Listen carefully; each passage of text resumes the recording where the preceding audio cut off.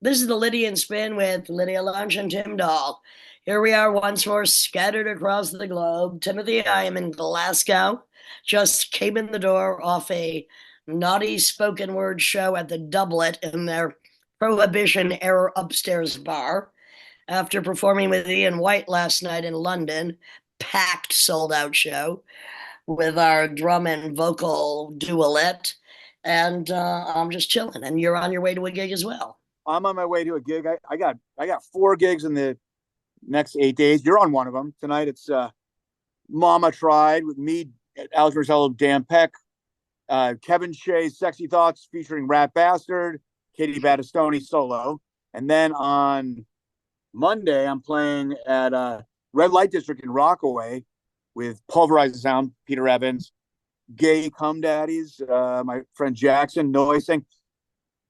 Tuesday, I'm playing with that new band that you named, BMT, Mark Morgan and Bob Burt at Heart Bar with Ms. Kerr. And then Wednesday, Murders Again at Music Hall of Williamsburg. Me, you, Matt Nelson opening up for Princess Goes. Princess Goes. Yeah. With Michael C. Hall, Dexter being one of my all-time favorites of anything, including the first book. But he will get a taste of Dexterella. I can't even believe they have us on the bill. It makes no sense. I mean, they do like synth pop kind of stuff, but we're going to do our thing. And they said yes, they wanted us. So we'll see how the audience responds. Tomorrow night, I'm at the Rebellion Festival with about 400 other bands doing solo spoken word between the Godfathers and the Tom Robinson Band, very political queer band out of the late 70s, early 80s in the UK. No, I'd say in the UK, your shows are probably the safest because I don't know if you heard about that Taylor Swift themed dance gathering that happened in the UK, and some 17-year-old incel came with a knife and just started stabbing everybody. I stab with my tongue, and that's all I can say. You do. So I'll then be in Exeter and then outside of Oxford, staying at a castle at the Supernormal Festival. And then I will be joining you for our Murderous again. So it's a big week for all of us. And there we go. Yes. And this is exciting. Look, we've had a lot of icons recently on the Lydian Spin. Ann Waldman was amazing. Steve Wynn. I mean, the list goes on and on. But I'm very excited because in our travels, we've come across a couple of new bands. One being somebody that we played with in Pottstown, Pennsylvania, called Catatonic Suns, Suns, and also my favorite new band out of the UK called Tina Kit. So we're having kind of a double dong new band expose, which is very exciting to me. Yes, it'll be, if you want to take a break from watching so many Olympics matches, this is a great thing to check out. Well, now that you bring that up, I have to say I was happy to see a Canadian triathlon. I didn't see it, but I read that they vomited after, swimming in the Seine. I did get to see some of the American gymnastics yesterday. In my women's or men's? Women's, and it was amazing. But then with Sebastian Greppo, we were in the old schoolhouse, which is a pub in Glasgow, and we got to see the women shooting. That was exciting. Oh yeah, that's sick. That stuff's sick. But some boxing as well. Irish against Filipino boxing. That was hot. But the most perverted of all the contests, and I was watching it for the last 2 days. It is way out there. Tons of rules. No one that's not in it would know about it. What? If you're the best in the world, you still can't profit. Dressage. You know what dressage is? No idea. It's that equestrian competition. That's the artistic one where they're kind of dancing around and they're doing all these leg patterns. And dancing they're doing the Chateau of Versailles. And it was just nothing but rich perverts gathering there, and it goes on for a long time. You don't even know what the fuck you're checking out. It's interesting because at my show last night and tonight were poor perverts, and I think I prefer the poor pervs to the rich pervs. Nobody was dancing, prancing, or riding a freaking horse, as far as I could tell. We should have an expert of dressage on the podcast, because Well, don't think anyone else is asking. I bet you we that's could. probably not. I do remember a festival I once did in Nantes, France, where one of the opening acts was a giant black horse tap dancing with three other people. I thought that was pretty That's pretty awesome. impressive. But it was at the same festival that had a heavy metal robot band, a band of robots that were pissing and screaming and playing heavy metal. You never know what's going to happen. It's always an exciting. Well, tonight I think it's going to be pretty insane. Rat Bastard in town. Kevin Shea is always a wild card. So, and then send my regards. Dan Peck, who I'm playing with, is the principal tuba player from the New York City Ballet in Lincoln Center. Wow, and who knew the ballet had a tuba player? Well, they have so sad to miss that one.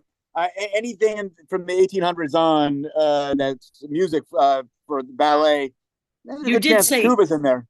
Well, and tuba. You know me and tubas. I don't know what it is, but I have some kind of sick fetish for a tuba here every now and then. I love the tuba. Anyhow, I love the tuba. I got to get to that tuba. Right now. You know what? I know I couldn't play a tuba, but I'm still waiting for a three-piece female group of tuba players. I'll take them on tour tomorrow if I could find one. That I would love. You'd have to have, because there's different types of tuba. You have the concert tuba, then you have which is you're sitting there in the orchestra. Then you have the marching tuba, which was the one they used in military marches before John Philip Sousa invented the sousaphone, which is the one that wraps around your shoulders and is way up there. And Tim, I'm waiting for the mini tuba when they have a mini. That's called the euphonium. It does exist. Thank you. Well, I'm going to be putting in my request for Christmas. It's coming in another few months for the mini tuba. Yeah, the and euphonium. I'll just start a one woman marching euphonium band as a road dog of the highest order. Sounds like a hell of a good time. And it sounds like you've recovered well, and we're all having fun. Oh, I tested negative. I'm doing great. I'm, negative since 77. Me. So with you got a show to do. Yeah. I just came off a show. I need to go sit on the balcony in Carlton with Colin, who's booked me quite a few times here in Glasgow. Have a cognac and relax. Sounds like a plan. Anyway, much love. See you soon. I can't wait to be murderous again with you. Send my regards to Rat and Kevin Shea. I'm very excited that we're presenting the Catatonic Suns from Allentown, Pennsylvania, and Tina Kitt from both Brighton and London. I just gave myself goosebumps even saying the names of those young rapscallions. Awesome. The Lydian Spin with Lydia Lunch, Tim Dahl, Catatonic Suns, and Tina Kitt. One more because you fucking asked for it. And if you got a question, don't ask me.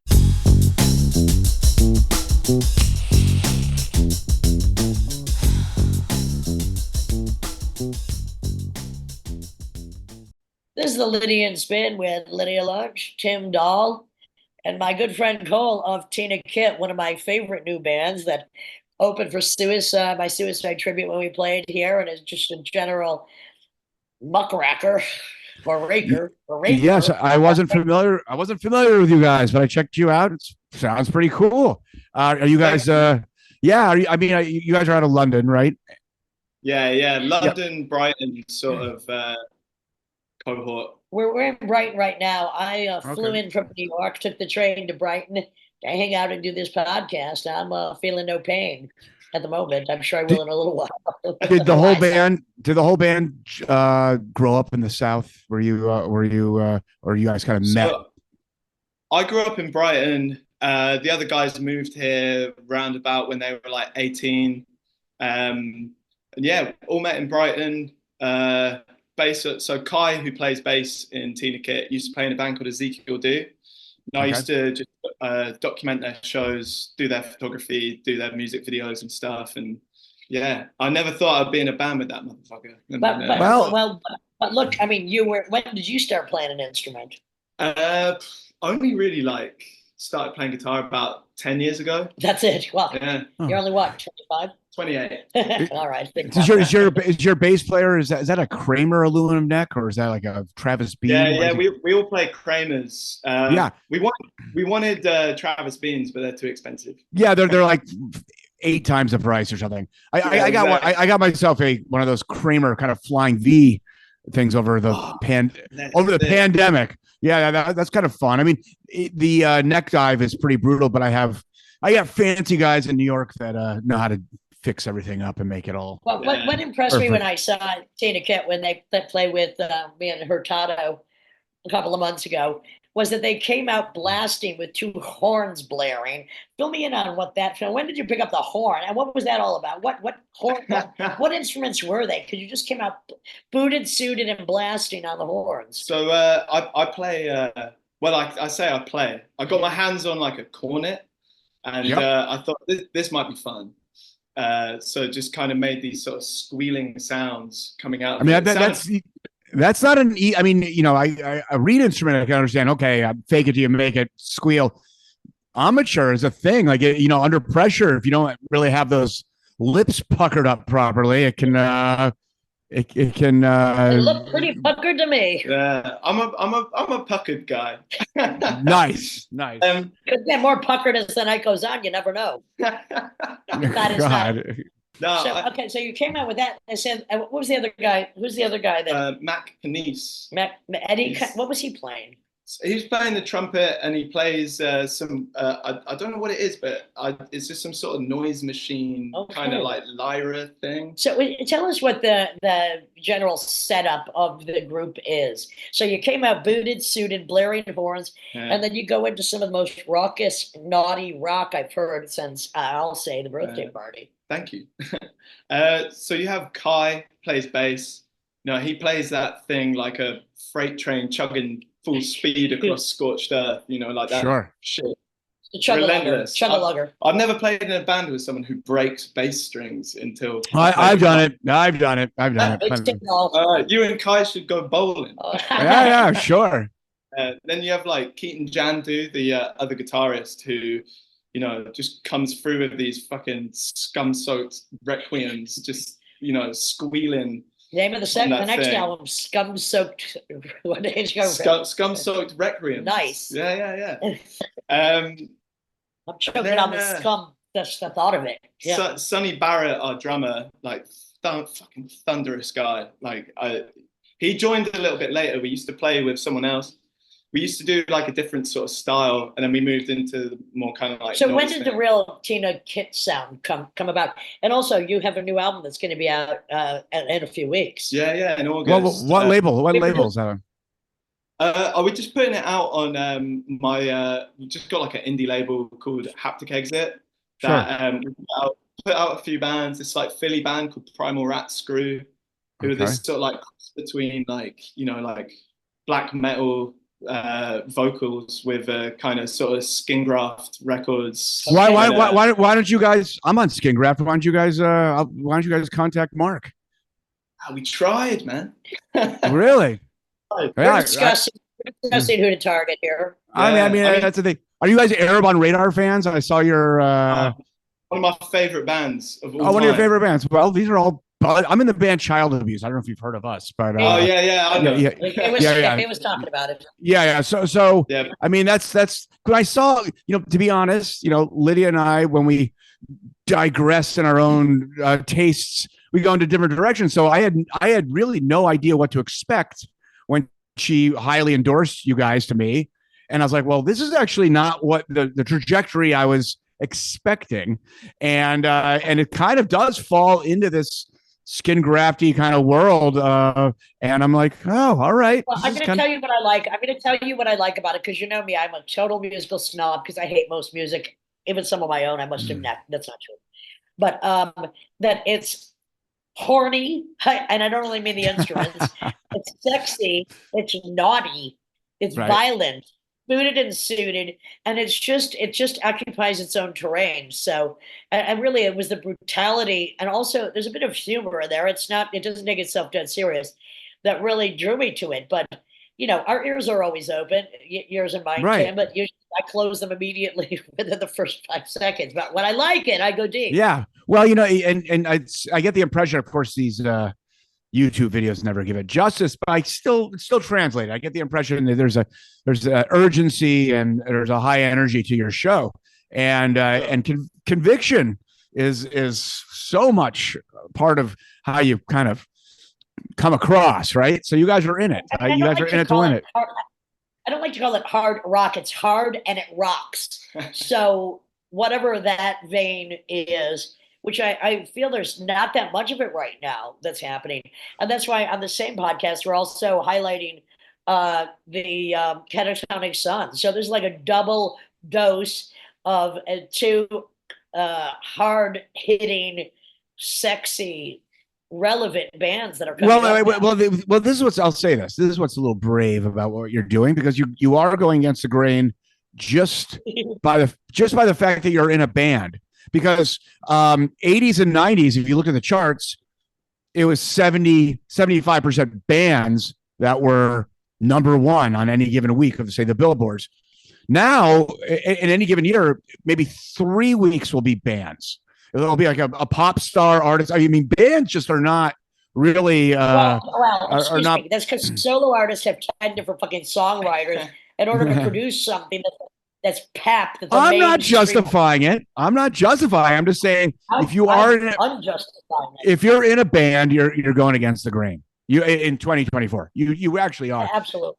Especially in London as well. Like, I mean, it's like, which used to be such a hotbed. Yeah, now it's like some pop victim generation where like everyone just like, I don't know. I once was asked a question like, oh, what's it like to be in a guitar band? And I just thought, what does that mean? What do you mean by that? Yeah. Like, I mean, whatever. You're kind of in a cornet trumpet a brass band. You're kind of in a brass band too. Hey, suited, booted, and you know, why do I want to say dangling their ding dongs? But in a sense, I don't know. No, I mean, that's just my whatever. I'm just riffing. I'm a little bit Galucci at the moment. Is it wait? So is it unseasonably hot in Brighton right now? What is it like? It's insane, and there's no AC. You know, right? You guys have no. You guys are prepared for any of it. Like the winters, if there's a snow blast, you're fucked. I mean, hang on. Yeah. We're on the top floor of an Airbnb, one block from a portable AC. We're dangling ourselves out the windows, you know, sneaking Chinese cigarettes between sips of Jameson. I think we're feeling no pain. The other thing that I really like about Tina Kit, while I'm on the horn about it, is that, well, especially Cole, I can't even believe now what you're a teaching photographer. First of all, he's an amazing photographer. We were just actually co-designing lending my opinion to some of his photography that I think would make a great album cover of these rabid dogs done in like solarized. Anyway, yikes. He's an amazing photographer, and he's now. How did you get to be a photographer, teacher of photography? Yeah, so my main scam is I'm a university lecturer at a university in London. Just LCF. So it's like UAL. It's like a chain of unis. Just teaching photography. But how did that happen? So I used to work for a fashion brand for about 4 years. Doing what? Photography? Yeah, I was their in-house photographer. And what kind of stuff was that? Just like ad print work? What? Yeah, just campaigns. Right. You know, like. Well, that's fucking an amazing job to have in your 20s. Let's face it. Yeah. Of course. And then started working for a brand called Andermullemeister. What's that? So it's a Belgian brand. It's been around since I want to say the 80s. Clothes, or what is it? Clothes. Okay. Yeah, kind of sort of gothy. So you love it. You love that shit. Give me some free shit. I'll let you know. I'll try. I'm waiting for my free shit. We can do a campaign together. There we go. And yeah, just through that, thought I'd like to try teaching. Did you go to university for photography? Yeah, I went to the Royal College of Art, which sounds fancy pants. It really does, but it wasn't. You can't tell if he's wearing any pants right now because you're only seeing him from the shoulder. That was the first thing. That's the first thing that went through my brain when we started this whole thing. I was like, I wonder if he's wearing pants. I'm not wearing any, but why would I? It's 87 degrees in the shade. There you go. So then how did you? So you studied it at a university. You got these campaigns, which are amazing that you got that, and then. How did you then? All right, now you're wearing the professor hat. I just applied. I saw it online and I thought, you know what, fuck it, I'd like to give that a try. Ambition and fortitude. See, so how does if you don't try it, you're not going to do it. how does the uni system in the UK work? Like it's kind of a scam here now because all these young professors, like say your age, they have this adjunct job. They get paid nothing. They don't get any of the benefits, and basically need to work your way up to tenure to actually really get the best out of what that is. Is it similar in the UK? What are the benefits? What are the benefits, and how many days a week do you do it? Like, what's the procedure? I do like 2 days. Not bad. Get a little dental care. Get like holiday pay. You know. Okay. Hey, I mean, it's already better than the year. Yeah, you know what I mean? Already. We're doing it all right down here. You're already killing it. What is the average age of your students then? A few years younger than you? Yeah, pretty much. I actually teach one guy who's older than me. Ooh. And I don't know, I think he kind of thinks he's a bit better than me, you know? Well, let him think what they want. Is he one of these guys that worked like a corporate job his whole life and he's like, no, now I'm retired. I want to be an artist. Yeah. Is one of That never works. That never works. He said to me when he first started, he was like, so how much electricity can you power through this studio? And I was like, I don't fucking know. I don't know. Why don't you plug it up your ass and see how much electricity is coming up your ass? Yeah. Whatever. Actually, it does work sometimes. Do you know that the history of auto-tune, which was the feature which was on the reason it became like a standard is because it was a plugin for Pro Tools. They kind of won the lottery. We do not know about it, but do educate because I guess everybody uses it. All right. Well, I mean, it's very popular now. And anyhow, in short, Rice University in Houston, Texas, which is a fine institution, there was this guy who was a oil engineer for the rigs in the Gulf of Mexico, and he's like retired. He's like, my whole love and passion was opera music.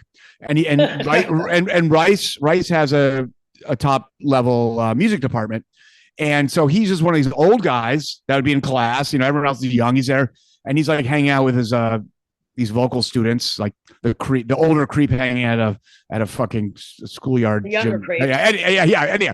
No, but so he comes up. There's a concert, and this woman's kind of singing out of tune. And at the lunch break, he goes, "Wouldn't it be amazing if someone came up with a program that corrected that?" And basically the way these oil engineers, the way they kind of determine and predict where the oil is they send these reflecting sound waves. And basically the way I don't really know the whole thing, but in short, it's kind of like the way it responds. It's based on a calculation, a projection of where the response is going to be is how they determine where the oil is. And it's all based on waves. And so it's just this microsecond of interpretation before humans can even I would have no career. Take it in. No. All right. I would have no career at all if auto-tune was around. And look, you can't auto-tune a monotone, so forget about it. Auto-tune is funny because I had my friend Anna Doc, who works at the Barclays Center, gave me free tickets to Madonna. Of course, I only saw the end of it. The auto-tune was crunching so hard, it was like a computer, like, cannot compute. I mean, you could hear it. You could hear the thing struggling. It was insane. Surely it's just like far more straightforward to just learn how to sing. Well, learn to sing. Why? It doesn't matter. There's a mystery, like why some people sing out of tune. And you're wincing, and then some people sing out of tune, and it sounds right, and it's the same as. Thank you, no, but it's like someone just kind of clanking. Well, the thing is, look, if you need auto tune, it's because you don't have your own fucking voice. That means that you are trying to perfect something that is not there to begin with. And if you have a unique vision, you don't need fucking auto-tune. Now, that does not mean a guitar doesn't need to be tuned. It does occasionally. But it's a fucking different thing than auto-tuning your own voice, which strips of any fucking personality. So, well-tempered tuning, the Western tuning, 12 pitches, is an approximation. So it took us a while to hear it as a society. And, of course, metric quantized time is vanity because that's why it's hard to keep steady time, because the human perception of time is not this perfect gridded clock at all. So all these things are perversions anyways. And can you sneak between the cracks and kind of tap into what we really you know are? what? Auto-tune or not, I always like to sneak between the cracks, whatever that means. I am where the crack is formed. I am the Krakatoa, actually. So that's where I stand on the auto. Have you ever smoked crack? Have you ever smoked crack? You can decline that question. But what are you asking me? I am crack. What are you talking about? Smoke crack? I did not get high. I'm asking both of you. I'm asking both of you. I did it professionally 6 times. I could hold my breath and get higher. I am crack. So no, it's useless. I never smoked crack. I smoked spice. I don't know if spice is a thing in the US. Well, tell me what that is. It might be, but we just don't call it spice. I don't know what that is. This weird legal high. This weird legal high that they developed in England for people who wanted to smoke weed or just wanted to get a little fucked up, but couldn't do it legally. But it made people insane. Okay, yeah, criminally insane. There's a lot of bad drugs in the UK that make people criminally insane. It's not salvia. It's not like that, right? Yeah, it's similar. Okay. The UK just come up with ideas where they think, no, we're not going to legalize this one thing. We're just going to try this new thing, and if that's fucked up, then there's a good portion of society right down the old gutter. We digress, I think. We did. Yes, we did. Well, I mean, let's go back to your band, and that's one thing I was going to say. Is we're in the fortunate position where we would never need auto-tune because we don't actually really sing. It's just sort of like shrieks. We learn how to shriek. You shriek, you articulate, but also there's a very perverse poetry in the lyrics that's so abstract that it's almost surrealistic, some of them, which I can relate to because I feel that most of what I say goes right over people's heads anyway. So whether it's abstract or not, it doesn't matter. But you have some really abstract lyrics, and whether they're screenshots, you're still going to print the lyrics. They're mandatory, even if they sound like a bunch of yelps, howls, growls, whispers. We need to know what they are. Well, I think I don't like films that give too much away, and I think why should you do the same thing with lyrics? Let's check or music. How about anything in art that spoon or a comedian? Well, I'm going to put it this way. The more I give away, the less people actually fucking know. So I can say everything, which I always have. I'm leaving nothing out. And that can be more confusing. Well, that can be more confusing. But you think you know me? You don't fucking know me. Well, I mean, I think it's you don't want to be condescending to your audience. And when you over-explain something, when you over-present something, it's condescending. Sure. Yeah, a little mystery goes a long way. I hate artwork or music or films that treats its audience like an idiot. You want to direct it to people who are going to get it. But that's and the people who don't get it, fuck it. Yeah. Well, now let's talk about some of your influences. Like, for instance, photography. When did you first get interested in that, and what were some of your? Oh yeah, that's what I'm talking about. So my dad was an actor. So he lives in China now. He lives in China with his boyfriend. It's very chic. It's chic. Okay. He lives in Chinese boyfriend. Was he out of the closet when you were growing up? Nah, so hopefully he doesn't listen to this. But okay. I used to find that what it's like. It was like in the late 90s, 2000s. Computers coming in, internet, and the whole thing. We only had one computer in my house, and I go on this computer. I'll be playing some fucking World of Warcraft shit online, nerding out. And every now and then I would just go on the internet, have a little search. Just started to find a lot of pictures of dicks. Oop. And I was thinking, dicks. So okay, just as you were a teenager, I imagine. Yeah. Was that traumatic? Was that traumatic? Well, I kind of thought it was funny. Well, you're a horny teenage boy. A bunch of dicks are popping up. Yeah. It's like, that looks pretty good. Yeah. I kind of thought it was funny. All right. I know. Did you know it was your dad and not your mom? Nah. So that's the thing. Yeah. Actually, you know what? Scratch that. My mum never used a computer, so I think maybe she used escort service. You thought it was your sister or something, or brother? I don't know if you have any siblings.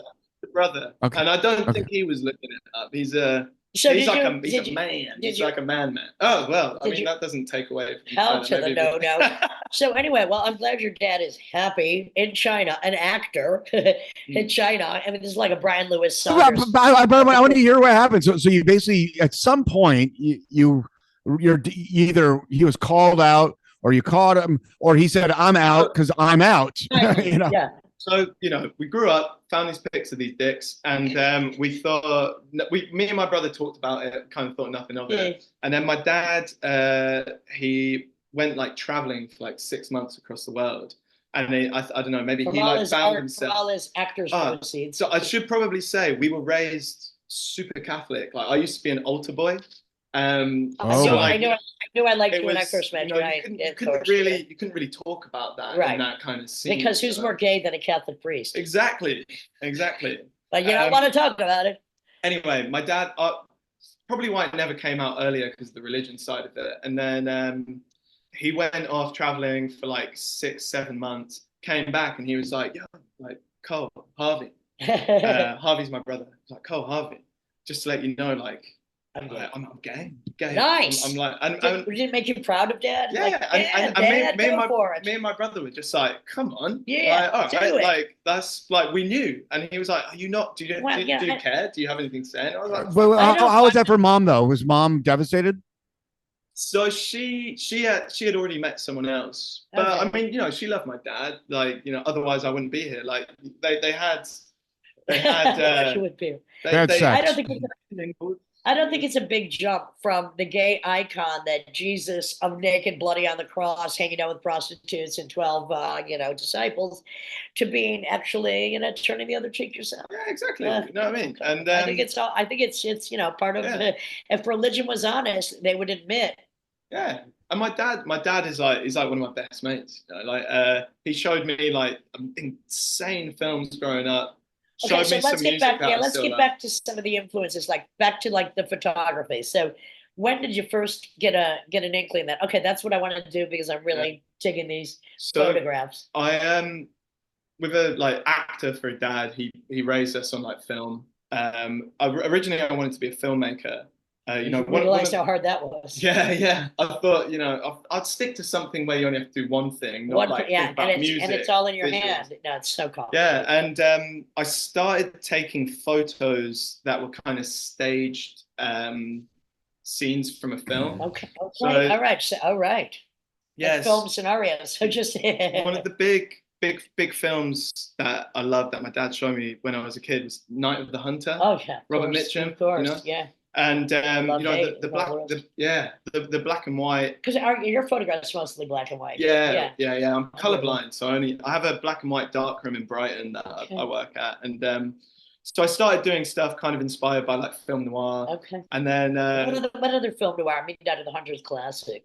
I mean, there's so many great ones. Like Double in them. Of course. How about Rope? Yeah. That would be one for your dad. Yeah, true. He probably showed that to me, actually. Well, it's a good one. Sure. But yeah, and then I started taking photos for myself instead of to look like from a film, right, and developed this kind of style that was autobiographical, kind of diaries. Okay, with myself as the main focus. So taking photos, document my life. Not really selfies, but portraits of yourself. No, it was more just what was around me. Okay, I mean, there are portraits of myself as well. Okay. There's this one photo that I have that's pretty funny of actually after a Thurston Moore gig in London, me and my friends saw these bags of paper shreddings. And we thought we were pretty drunk. Right. We thought it'd be funny to push each other into them. So I pushed him, he floated like a feather. Right. And then he pushed me, and I fucking flew, hit my head on some concrete wall. That'll wake you. Blood just So that made a good photo. Yeah, and I started just in my weird concussed unconscious mind, I started taking photos like this. You were your own crime. Yeah, and those are one of the few photos that I take of myself when it's worth it. So when you were doing auto diaries, they would just be of the surround or the atmosphere. Yeah, and the people I know and people that I love. Right. And what makes my life rather than myself. Right. Exactly. Wonderful. Yeah. Love it. Yeah, I've got a book coming out in the winter called House of the Stray Dog, which is I guess it's sort of about like the solitude you maybe experience when you become more of an adult and people around you aren't there as much. Right. Okay. Follow in. And so, is this a photo book or also with text? Photo book. No text. There's a poem that I wrote at the beginning. One but don't poem? don't ask me to read it because I One can't poem? remember. One poem. One poem. We'll talk about that some more later. Just one poem. You never know. So are anyway, you guys going to be? Do you guys tour around the UK? I mean, now with Brexit, it's kind of a pain in the ass to go into Europe, right? We haven't toured UK yet. Okay. We're hoping to. Well, how many shows had you done before you played with myself and Hurtado? That new sound that Yeah. when we were playing with you guys, more kind of skin grafty kind of thing. Maybe about 6. But before then, we'd done a bunch of shows. But we used to do some more kind of. Yeah, it was a different It was thing. more kind of like I don't know, like power poppy noisy thing. Well, you developed nicely. Yeah, sort of like Silkworm or that kind of thing. And then we wrote this one song called Beautiful Texan. The first clue is up her nose, and it was this really like abrasive. I bet you got a favor for that. Yeah, kind of sort of like inspired by. So then there was an abortion, basically. Then you guys have an abortion, and now you. Yeah, we and now you're liberated after the abortion. We are. We let our like inner weirdos come out and flourish. And you don't want to. I would say, of course, as Beethoven said, never take advice, which is advice. But you don't want to do a watered down version of you. That seems the world's pretty saturated with normal shit. So why hold back? Why hold back? I think Tina Kit is unforgivably itself. It's unforgivably. So I mean, look, that it coalesced within 6 shows to be something that kind of rattled my birdcage. I'm pretty impressed. Well, we sort of scammed our way into playing a show, which led to us playing with you. Is we, based on our kind of more slowcore power pop shit, we got asked to support a band called Horse Jumper of Love, and we thought maybe we should play the old shit for them, and then we were like, nah, fuck it, fuck it, let's do the new shit. And we played what Tina Kit is now. Right. And the guy putting it on, Scott. Right. He's the one that said he saw it and he left. He left and he looked at us and he went, yeah, like sounded a bit different to your recordings. How would you like to support Lydia Lunch? Yeah. And there you go. And we like all shat our pants and we're just like, I didn't smell a thing. Like, please, Scott. And then we did a few shows together, didn't we? Yeah. You know, at the show in Brighton, a guy got punched up in the audience. Yeah. He deserved it. By who? So I was standing behind. It wasn't me. It wasn't. Hey, I know I do punch rock. It wasn't me. I was standing behind it as it was happening. And this guy was sort of grinding up against this scary looking motherfucker. Yeah. And like grinding up against him. And this guy kept on turning around, being like, "Don't fucking touch me! Don't touch me!" Like you're grinding against the scariest. So he's probably on ecstasy or something, right? I don't know. He seemed a little fucked up. He got X'd right out. But anyway, the fister, not the fister. That sounds weird. The guy who threw the first punch. Yes. We'll put it like that. He was respectfully waiting for Lydia to finish, and as soon as you finished, he turned around to this guy and he was like, "Right, let's fucking." Oh, that's amazing. Proper like Victorian shit, and just that's a man. That's a boom. Respect for the artist. And did the grinder lose to the fister? Who won, the fister or the grinder? The fister won. It was grinder versus fister, and the fister. Well, the fister had the last laugh. I mean, the guy's face was like swollen out to here. Oh boy! But the guy, he didn't try to run away. He's like, okay, I will honor this fight. I'll submit. He embraced the fisting. Well, I guess, look, he knew what he wanted and he got it. And I wish more people acted accordingly. The funniest thing about that as well is I was with a mate of mine who owns a record store in Brighton called The Record Album. And the fister, the punch thrower, was he'd been into my mate's shop that day and bought every Suicide record. Nice. And there he was at the Suicide tribute record. And you know what? Usually it was Alan Vega that would be punching himself in the face with a microphone, or trying to duck bottles that were being thrown at him. But this guy took it to the next level where it had to go. It had to be there. It had to go there. It had to be. I mean, the violence. Look, America. We have mass shootings. We have serial killers. We have by the FBI's latest count, 500 to 1,000 serial killing truck drivers. We have 683 mass shootings last year alone. But Britain has a specific kind of violence. Oh, yes, they do. Chelsea smile as one, or random attacks. The Chelsea smile when they slit your cheek so that you are the Joker. The football violence. Each, Yeah, we've got acid attacks as well. Oh, big thing hideous. Here. Oh my God. Well, my friend sent me a link to nighttime street fights in Glasgow because there's some page where people are just, whether it's city center after the bars close. By the way, because Glasgow is a different thing, but honestly, I'll be there in a few days. The whole UK. Tell me if you think. Hold on. I have a point. Would you say? No, would you? I always thought it was strange that they closed the bars early. I think if they kept them open longer, contrary to what people would say, there'd be less fights because it's like last call. Everyone does cramps 5 whiskeys at the same time, and then everyone hits the street at the exact same time. Send them out into the war zone. All right. Well, let's break down how violence, especially amongst brutal men, why it even exists. And there's a few reasons. Here we go. Absolute frustration, neglect by their parents of their own emotional landscape, which then causes them to bottle everything up until it explodes. Bad diet, bad salaries, having too many fucking kids, not admitting what they really want. I mean, this is a universal frickin' disease.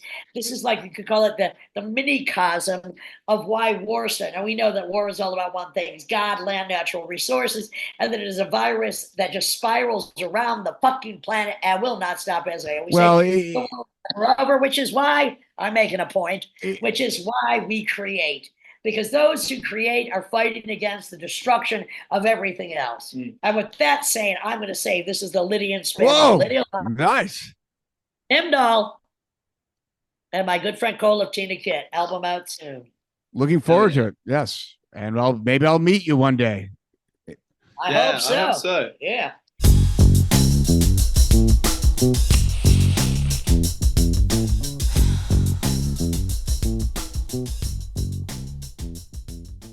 This is the Lydian Spin with Lydia Lunch and Tim Dahl, and our guests today are Catatonic Suns, who we just played with in Pottstown, PA. And this is a new band, just has a new release. Well, the third out on Piccadilly Records. It's psychedelic, sexy, grungy, alt. What the heck? Patrick and Caleb, welcome to the Lydian Spin. What the hell is it? What are you doing, boys? Oh, we're doing great. We have some stuff in the works. We just released a new music video for one of the songs off our album, and we actually have a show in Brooklyn on Saturday. Where are you playing? What? Berlin. Yeah. Oh yes. Or not Brooklyn, in Manhattan. Manhattan. Yeah. Yep. Yeah, Berlin. We've done many shows there. That's a very cool joint too. Yeah. I like how it's like the Cavern Club in a way. You go downstairs and, Yeah. We've done a lot of alternative spoken word music shows there, and it's a good joint. So, Patrick, I have to address this because I kind of called it out when we just met last week. Your band was playing with us with my Big Sexy Noise cover band with Tim Dahl, Timo Ellis, and Kevin Shea in Pottstown at a very cool club. I'm like, what? Did you start playing the guitar at 12? And you were like, yeah. Yeah, exactly. So hang on. Did mom and dad get you a guitar at? How did you start playing the guitar at 12? Well, my dad has been in bands, and he kind of passed that on to me. He has a 1977 black SG that I pretty much learned how to play guitar on, and I inherited his gear, and it just kind of went from there. And you still live with mom and dad, which, I mean, if I had a mother and father, I'd still live with them. Are your parents willing to adopt? I'm sure they would be. Ask dad if he needs a daughter, sister, aunt. Aunt, yeah, we could say aunt. Aunt Lydia. Antichrist, Lydia. Yeah. Who were at 12? Who were some of your influences? So you got a dad who's already involved in music. So what kind of music Yeah. was dad doing? He was kind of doing like similar stuff to us in a way. But Nirvana was a huge thing for me. I used to, in this very basement, I used to learn all the Nirvana songs and like copy the set lists of shows and just run through that. And of course the Beatles. The Beatles were number one always, you know. So did you Go ahead, Tim. Sorry. I mean, so you're pretty young now. You're like 23 or something like that. 24. 24. Just turned 24, yeah. So I mean, Yesterday? No, July 7th. Okay, So, like almost yesterday. Happy yeah, birthday. exactly. Thank you. So you started playing in 2012.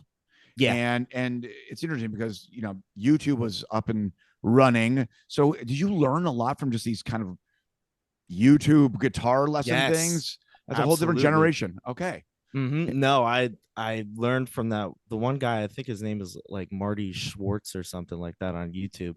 And like I would follow the lessons, but I would mainly just watch like where his fingers were going and then like try and copy that. And it just went from there. So when you're 12, I mean, you definitely have to do music.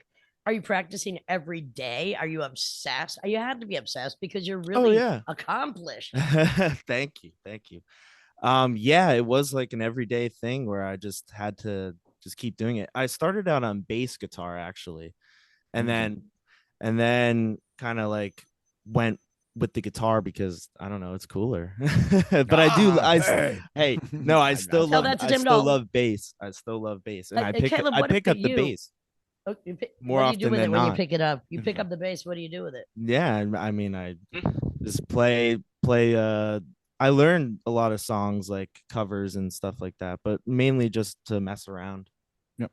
Yeah. Caleb, what about you? What started you in this rock and roll?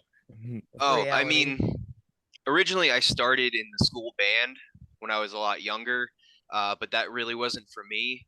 And I took like a break from actually like playing for a while.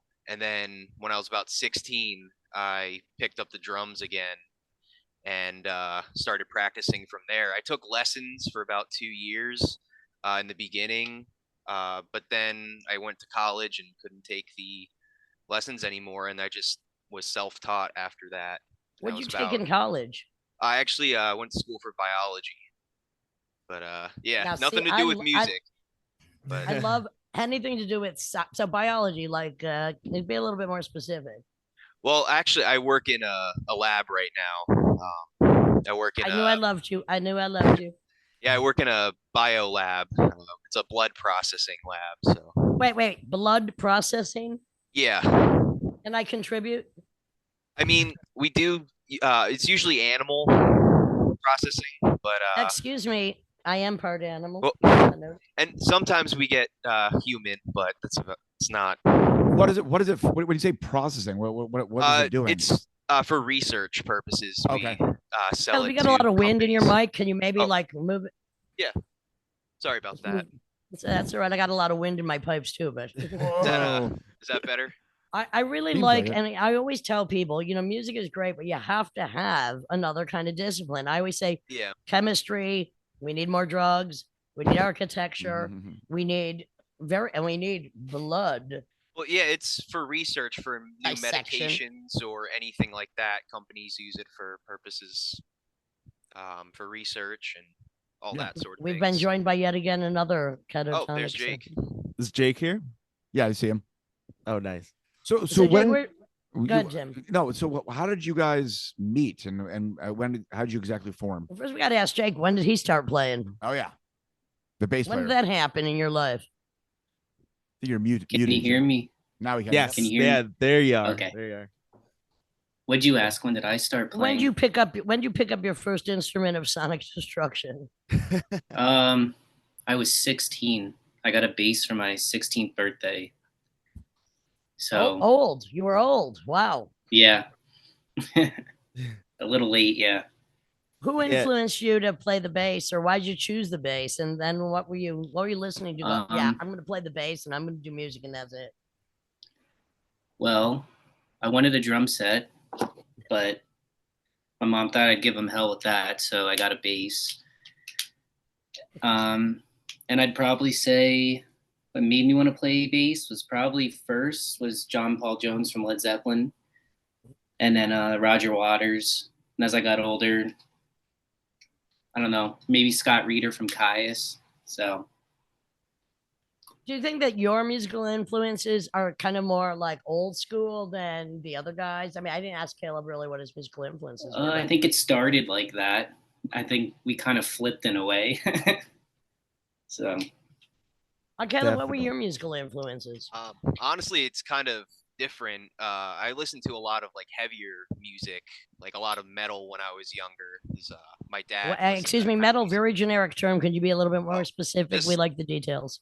Honestly, a whole lot of different genres. My dad listened to a lot of different styles, but he got black metal, southern metal, death metal. A lot of like European metal too. Tim falls into that. For like Scandinavian black metal or I mean, we got like one of his biggest bands, like his favorites was Rammstein. Oh, okay. German industrial metal, like that sort of sound. Yep. But I listen to a lot of different styles.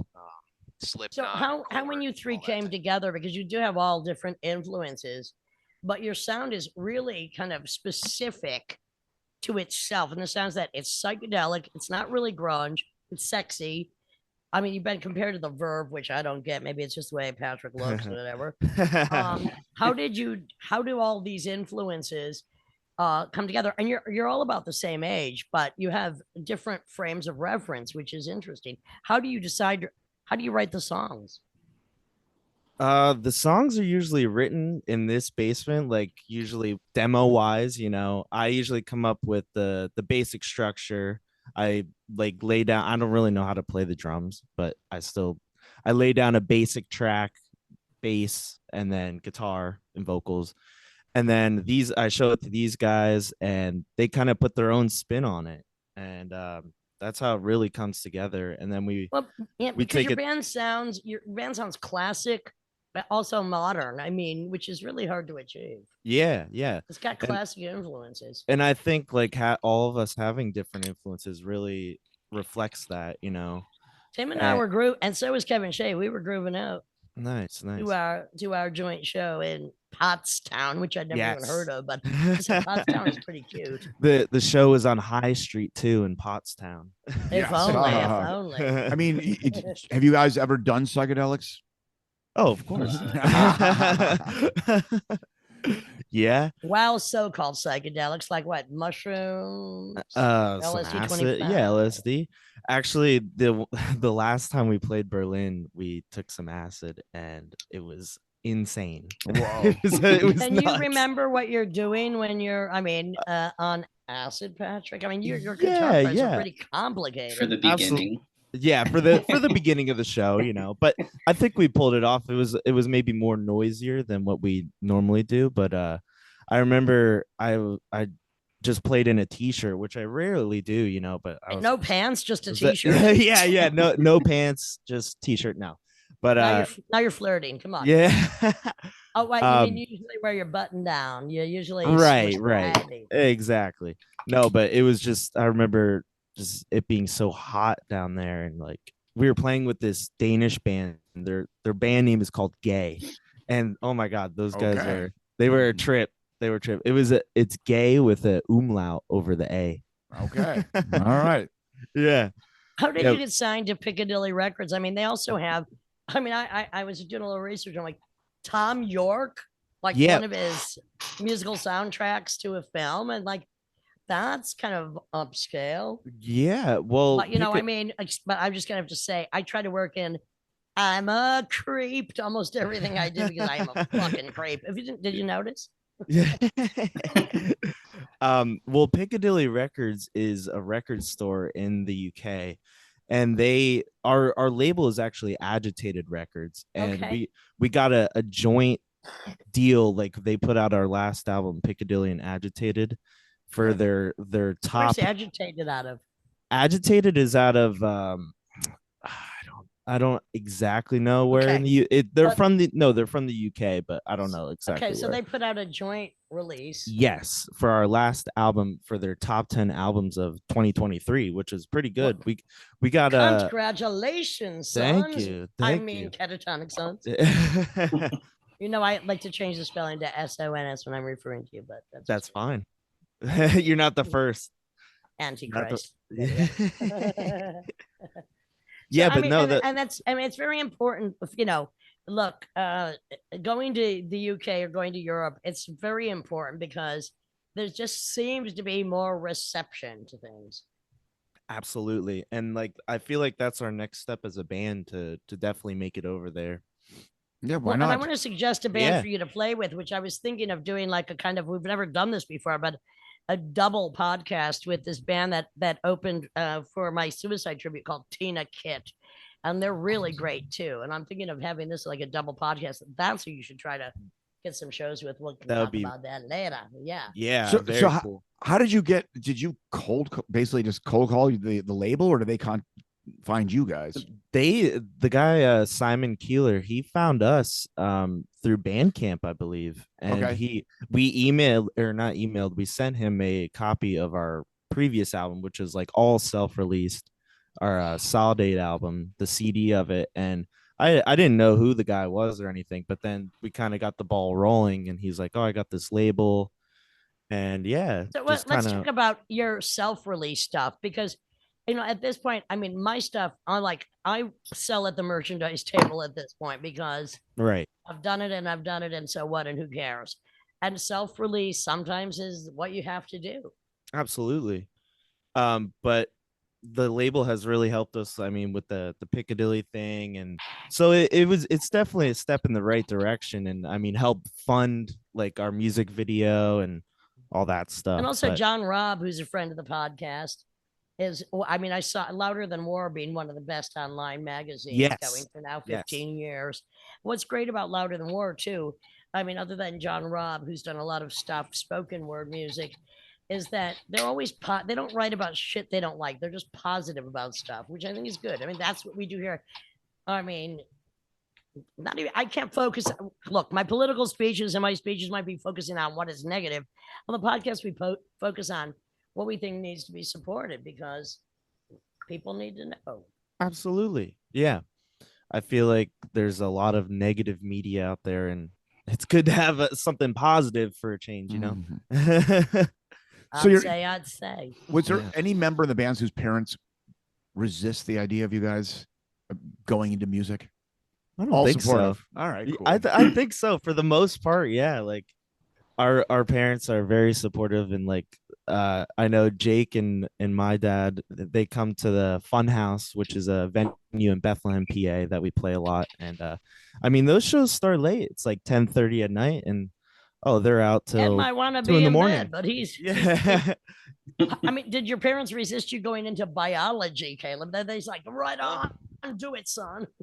I mean, they were supportive of it. They've been supportive of me playing the drums, being in the band, basically whatever I choose to do, as long as it's So not lucky to anything have bad. parents But that are supportive. yeah, What's it like living in Allentown? I mean, all right, you have influences that are global, that are from all over the place. What's it like living in Allentown, and how did you guys find each other? Well, Allentown is it's an interesting place. There's really not a whole lot of venues or anything like that around here. Like I mentioned before, the Funhouse in Bethlehem, the next town over, is really the only place to go to for live original music. A lot of a lot of the places they support cover bands and Right. such stuff like that. But that's mainly why we travel to Philadelphia and New York so often. Yeah, makes sense. I mean, Yeah. your generation, I think of being more into EDM and electronic popular music than rock and roll. Or am I wrong? Is in your town? Is it? You have a good About that, representation about the of your ones that are not those that are not them. right? Exactly. I There think is- Allentown, like around here, has a pretty decent music scene, and it's more so rock and roll than anything like EDM or anything like that. Okay. That kind of rules the scene here. Okay. Yeah. Because you guys are all like around your early 20s. I mean, you're in the period between so many things, and also the horror of the bogosity of the internet and the bullshit that's prevalent on there, and the nastiness. I mean, I avoid it because I just don't go there. I mean, I have people, do my shit. I just don't. I don't go there.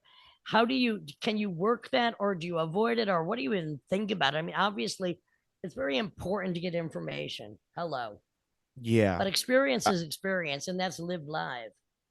Right, exactly. But I think that is like one of the worst parts about being in a band today is that you have to keep up with the social media and the posts and the nonsense. It's like it does take away from the art aspect. And I wish you could just go on tour but no, it all stems from Instagram and all that now. It's a Well, I mean, different oh yeah, world. you're hot. I like your picture. Swipe the Yeah, fuck Instagram. It's such yeah, bullshit. it Like is. you might have a lot of followers on Instagram. They might not follow you on Facebook, and they might not follow you on Bandcamp. And so fucking they like Yeah, the picture, and you're all cute. Oh yeah, swipe right and left, right. whatever. But It's I got to be think frustrating. it is. It absolutely is. But I think a good positive is now we're more connected to people that we possibly would have never met, and like different bands, photographers, whatever it is. And I think that is the positive aspect of it. Well, I think people are really hungry right now for something that is weird yet rock, that's groovy, and that's Absolutely. cool. I Yeah. mean, because so much is not rock at the moment. Mm-mm. And I mean, hello, that's why I'm ready to rock. Were you guys were you guys mischievous youth? Did you guys get in trouble? They are mischievous. I know, like vandalizing or pranks or whatever. Oh yeah, yeah. I mean, we've done. We all went to. Well, Caleb and Jake went to the same school, but I went to Allentown School District. So, yeah. I mean, Different always, worlds. always different worlds. Like Allentown is more urban, I would say, and um Southern Lehigh is the high school that they went to is very white people oriented, Like rich white it was people. so rich. Yeah. You had Southern Lehigh was jocks and preps, and then rednecks, and then our little mischievous group who was just like the burnouts. We just wanted to get high most of the time and up to something. What else is high school for? Come on. Were any of you bullied or bullies?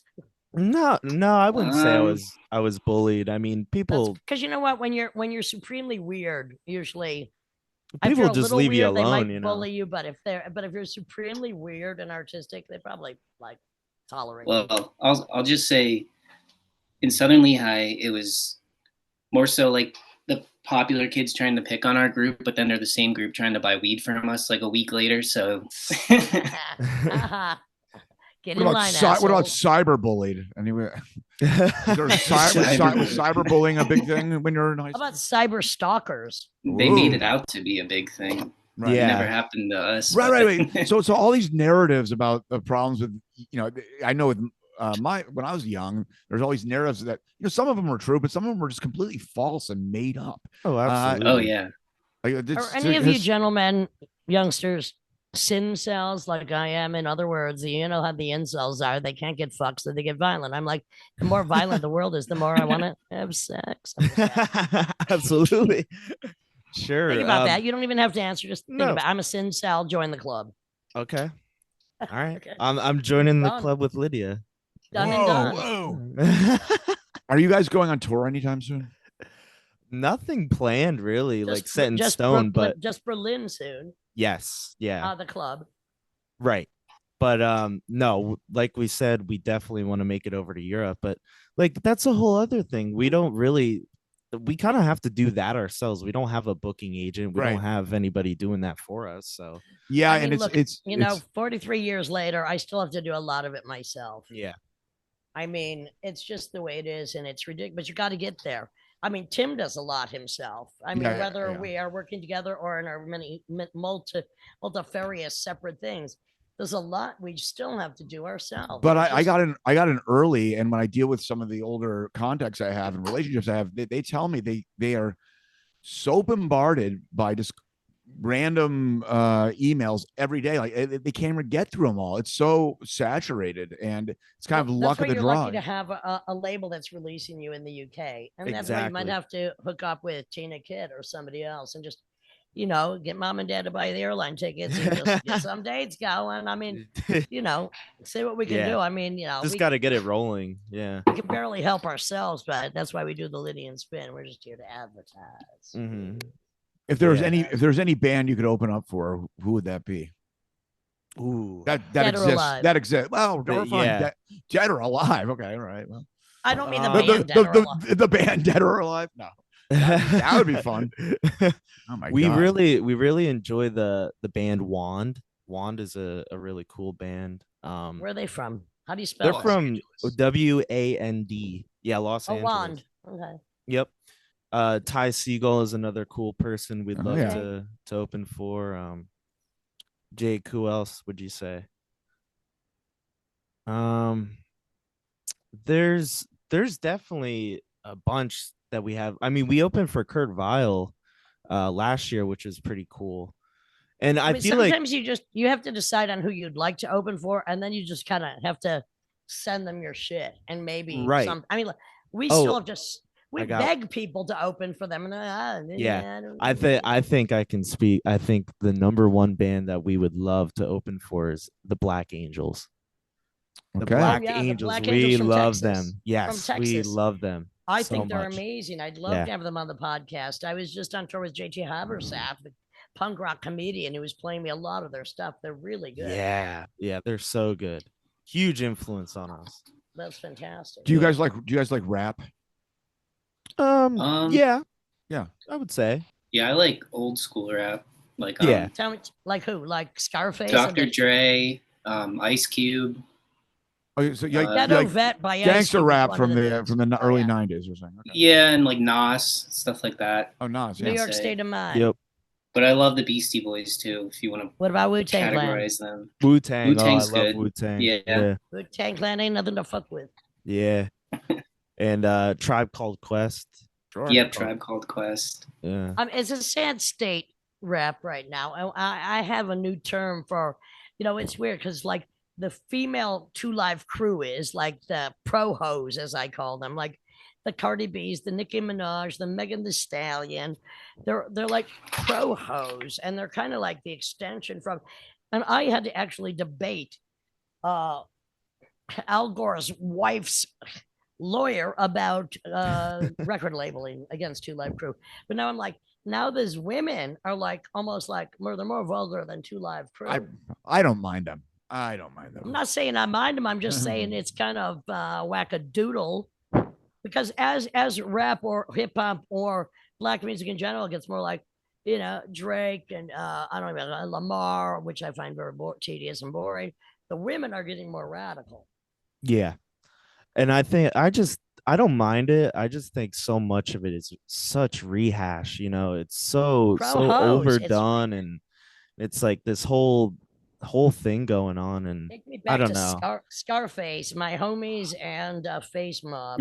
Also Boss, who was a female rapper, one album only. I'm just saying.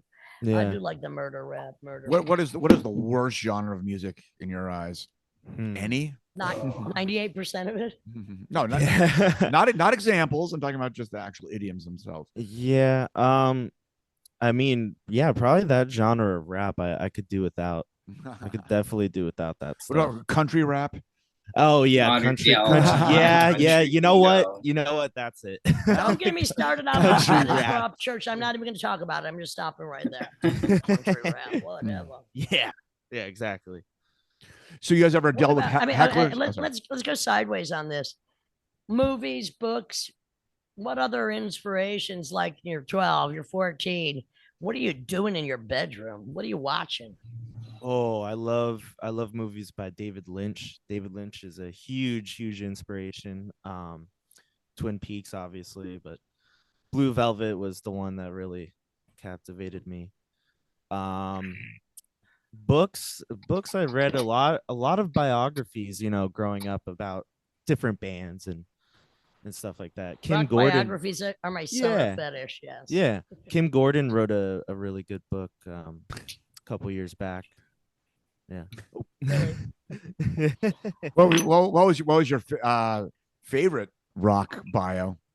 Oh, Mark Lanigan's. Yes. Yes. Yeah. That's not really. It's a autobiography. Yeah. Sure. Yeah. Oh, it's so good. Such a good covered book. a Mark Lanigan song, Revolver. It's a beautiful song. Yeah. Cypress Grove. That was strange. I mean, it was strange. Like somebody who's fucked up most of their life gets sober, then dies. Yeah. I recommend I Am Ozzy, the Ozzy Osbourne. Okay. It is. I recommend funny. Papa John by John Phillips, funny. one of the most horrifying ones. Oh, that's more. Yeah, it's more horror. Yeah. Ozzy is. I mean, it's kind of horror, but it's also just every. What page about turn. movies? Like, were you into horror? Were you into comedies? What were you doing in your bedrooms down in the basement there? 12, 14. Love horror movies. And Yeah. And like I think it's a cliche answer possibly, but Scream is still one of my most favorite horror movies. What about Smile? Smile. I never saw it, but I want to see Well, it. Smile is whoever the killer is infected with the urge to kill smiles while killing. I just saw it on a plane. It's pretty good. Huh. I'm very picky about horror films. There's a new one out with Nicolas Cage, Longlegs. I want to see that. I can't wait to see that. Yeah, I mean, Yeah. it's got a lot of hype, but Yeah. he's always been a creep.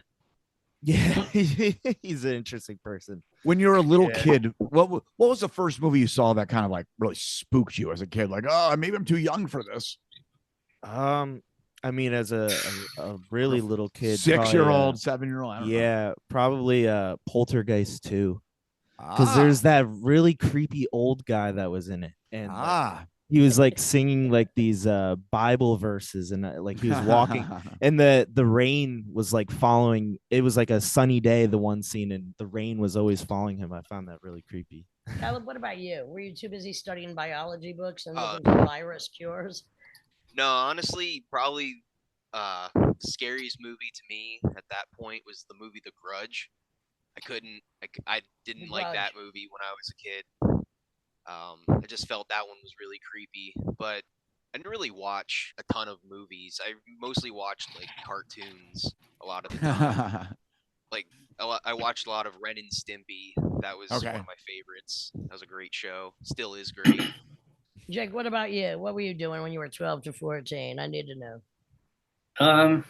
For horror movies, not a lot. Wasn't watching a lot of horror movies. What were you doing? It doesn't have to be horror based. You're 12 to 14. What was I doing? Yeah, I was in football up until then. So, I was into sports then, and then kind of made the switch over. Did you like get I any said, got concussions? a base at 6. Oh yeah. Yeah, you saw stars. I played football for a little bit. Yeah. That's kind of why I stopped. What position did you play? Oh man, I played for like 8 years. So I played center. That's what I finished at, and then on defense, middle linebacker, outside linebacker. So you're just safety. colliding all the time. You're just colliding. Oh yeah. No, Tim, I always like to make football players see frickin' stars. Oh my god. Enough said. What kind of pedals do you use, Jake, on your bass? Right now, I have just a basic tuner going into a wah. Then I have the Earthquaker Devices Blooms, which is like it's more like an overdrive, but it gets real gritty, but it's not like too gritty, you know what I mean, for bass. Sure. And then I have just a Boss chorus pedal, reverb, and a Echo Rec delay. How do you even discover these pedals? I mean, Tim Dahl has, dozens of pedals. He doesn't use them all the time, but how do you even know what pedals you want to use? Research. It never ends. It never ends. I'm always rearranging. I don't know. Patrick, what about you? Do you use a lot of pedals? Yeah. I mean, in the early days, I had this huge pedal board. We both did. It was insane. Yeah. But it was just like carrying this stuff to gigs all the time. It was like, all right, I'm scaling down. Yep. So But what's your main equipment now? main equipment is I use a Sans amp distortion that's very integral, and I use the Boss Space Echo for delay. What And about amps? Because I think amps are very important for the guitar, especially. yeah, I use a twin reverb mainly, and I have a Roland JC77 that has a really good chorus tone on it. I use sometimes That's solid state for right? recording. Yeah, that one is solid state. Okay. Yeah. And you play a Jaguar? Jaguar, yes. Okay. And I have a Rickenbacker too, but I just gotta get the bridge fixed on that. Okay. Yeah. Jaguar has been my go-to recently. Sweet. What about shredder guitars? Like I mean, obviously you have your own style that you obviously are committed to, but are you open to? I mean, just out of curiosity, did you check out what some of these insane virtuosos do?